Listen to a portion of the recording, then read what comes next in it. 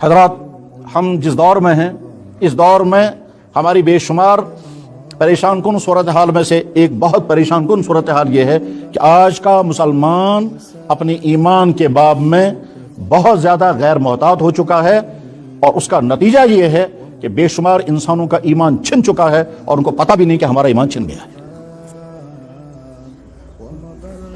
بے شمار انسانوں نے اپنے بچوں کو ایسے تعلیمی اداروں میں پہنچایا ہے جن تعلیمی اداروں میں پڑھنے کے نتیجے میں ان بچوں کا ایمان چھن چکا ہے، مگر والدین کو کوئی پرواہ نہیں۔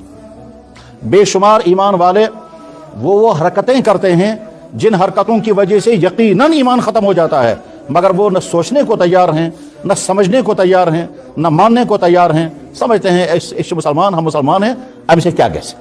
بہرحال ارتداد ہمیشہ رہا ہے۔ جان بوجھ کر کے کوئی انسان اپنا اسلام چھوڑ کر کے کفر کی طرف چلا جائے، ایسا واقعہ آ سکتا ہے۔ یہ کب ہوگا؟ کہ جب اللہ تعالیٰ شانہ نے اس کے ذہن کو ایمان سے محروم کر دیا ہو۔ اب وہ چاہے کسی مفاد کی بنا پر، چاہے کسی غلط فہمی کی بنا پر، چاہے کسی لالچ کی بنا پر، اور چاہے کسی پریشر کی بنا پر ایمان چھوڑ کر کفر کی طرف چلا جائے۔ ایسا ہوگا لیکن بہت کم ہوگا۔ اس سے زیادہ جو واقعات پیش آئیں گے وہ کیا ہوں گے کہ انسان ایسی حرکتیں کرے گا جن حرکتوں کی وجہ سے وہ آدمی ایمان سے چلا جائے گا۔ مثلا کسی بھی کفر کی کوئی ایسی چیز جو اس کفر کی نشانی ہے، جب وہ مسلمان اس کو اختیار کرے گا تو اس کا ایمان اس سے ختم ہو جاتا ہے۔ مثلا گلے میں زنار ڈالا گیا، جو عیسائیوں کے ہاں سلیب کہلاتا ہے۔ تو اگر کسی نے گلے میں سلیب ڈالا، سلیب ڈالنے کی وجہ سے آدمی ایمان خارج ہو جائے گا۔ اسی طرح سے پیشانی پر ٹیکا کیا تو آدمی ایمان سے خارج ہو جائے گا۔ اسی طرح سے مورتی کے سامنے مالائیں ڈالی گئیں تو آدمی ایمان سے خارج ہو جائے گا۔ اسی طرح سے بھجن گائے گئے اور وہ جملے زبان سے بولے گئے جو کفر کے جملے ہیں تو آدمی ایمان سے خارج ہو جاتا ہے۔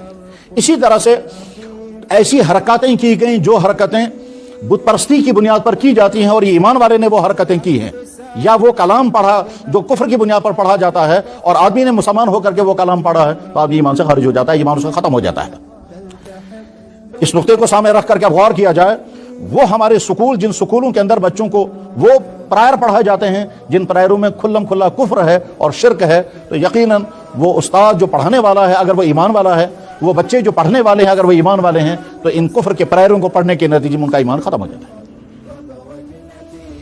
اسی طرح سے کفر کے لاحق ہونے کی ایک اور قسم جو ہے اس کا خطرہ بہت زیادہ رہتا ہے، وہ یہ اللہ کی ذات کے بارے میں، اللہ کے نبی علیہ السلام کی ذات اقدس کے بارے میں، قرآن کریم کے بارے میں، آخرت کے بارے میں، فرشتوں کے بارے میں، انبیاء علیہ الصلوۃ والسلام کے بارے میں زبان سے ایسے جملے بولے جائیں جو توہین آمیز ہوں، اور ان جملوں کے نتیجے میں آدمی ایمان سے خارج ہو جاتا ہے۔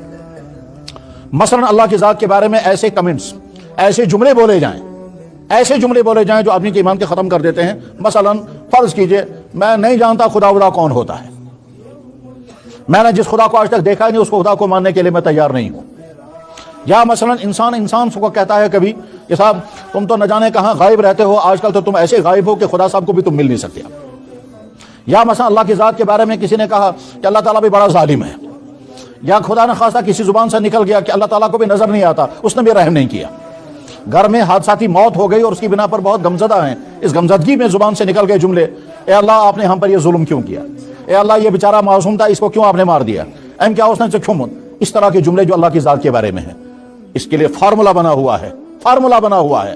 اللہ کی ذات کے بارے میں وہ جملے بولنا جو اللہ کی شان کے لائق نہیں ہیں وہ کفر ہے۔ کہ فقہ کی کتابوں میں تمام مسائل ہوتے ہیں، ان فقہ کی کتابوں میں جہاں تمام مسائل ہوتے ہیں وہاں ایک بڑا چپٹر ہوتا ہے الفاظ کفر کا۔ کون سی چیزیں ایسی ہیں جن کی بنا پر آدمی کا ایمان چھن جائے گا اور آدمی کو پتہ بھی نہیں چلے گا اور آدمی کافر ہو جائے گا۔ اس میں وہ حرکتیں بھی شامل ہوتی ہیں جن حرکتوں کی بنا پر آدمی ایمان سے نکل جاتا ہے، وہ الفاظ بھی وہاں لکھے ہوئے ہوتے ہیں جن الفاظ کی بنا پر آدمی کا ایمان ختم ہو چکا ہوتا ہے۔ اب اگر خدا نہ خواستہ کسی انسان سے ایسی کوئی حرکت ہوئی ہے جس کے نتیجے میں اس کا ایمان ختم ہو گیا ہو، یا ایسا جملہ اس نے زبان سے بولا ہے جس کے نتیجے میں اس کا ایمان ختم ہو گیا ہو، تو وہاں آگے اس کا حکم بھی لکھا ہوا ہوتا ہے کہ اس کے لیے حکم یہ ہے کہ نئے سرے سے کلمہ پڑھے، اس کے لیے حکم یہ ہے کہ نئے سرے سے اس کا نکاح پڑھا جائے، اور اگر شوہر تیار نہ ہو تو بیوی کو حکم آ جاتا ہے کہ اس سے دور ہو جاؤ، اور اگر بیوی سے اس طرح کی کوئی غلطی ہوئی ہوگی تو شوہر سے کہا جاتا ہے کہ بیوی کو الگ کر دو۔ ابھی میں نے حدیث سنائی تھی، اللہ کے نبی علیہ السلام نے فرمایا کہ صبح کو ایک آدمی مومن ہوگا، شام کو کافر ہوگا۔ مجھے یاد ہے ایک دفعہ رات کے تقریباً 11 بجے کسی صاحب نے مجھے فون پر مسئلہ پوچھا، کہتا ہے جی میری بیوی ویسے تو بہت اچھی ہے، نماز گزار ہے، اور ابھی عشاء کی نماز بھی پڑھی ہے، ابھی عشاء کی نماز بھی اس نے پڑھی ہے۔ تو میں نے کہا ٹھیک ہے۔ کہنے لگا پھر معمولی بات میں جھگڑا ہو گیا اور اس نے یہ لفظ بول دیا۔ اس نے ایک ایسا لفظ بولا تھا جس کی وجہ سے اس کا ایمان بھی ختم ہو گیا اور اس کی وجہ سے ان کا نکاح بھی ختم ہو گیا۔ میں نے ان سے کہا فی الحال تم ایک کام کرو، بیوی کو اپنے کمرے سے باہر نکال دو اور دوسرے کمرے میں رکھو، کیونکہ تمہارا ایمان بھی ختم ہو چکا ہے اور تمہارا نکاح بھی ختم ہو گیا۔ حالانکہ ابھی تھوڑی دیر پہلے اس نے نماز پڑھی ہے، لیکن زبان سے ایک ایسا جملہ جو یہاں مسجد میں نہیں بول سکتا اور مناسب بھی نہیں ہے وہ جملہ بولنا، فحش جملہ تھا، نامناسب جملہ تھا۔ اس فحش اور نامناسب جملے کے نتیجے میں اس کا ایمان ختم ہو گیا۔ یہ ایمان اللہ نے ہم کو عطا فرمایا ہے۔ اس ایمان کو جیسے دنیا کے ہر تین چیز کو طرح طرح کے خطرے ہوتے ہیں، اس ایمان کو بھی خطرے ہیں۔ ان خطروں سے ہر ایمان والے کو چوکنا رہنا ہوتا ہے، خصوصاً آج کے جس دور میں ہم زندگی گزار رہے ہیں۔ اور جب آدمی کو اس کی پرواہ نہیں ہوتی ہے تو انسان وہ حرکتیں کر جاتا ہے جس کے نتیجے میں سمجھتا ہے امسے کیا گیس، اس سے کیا ہوگا، یہ جو دھوکے والا لفظ ہے اس سے کیا ہوگا۔ جناب آپ اپنے صحت کے بارے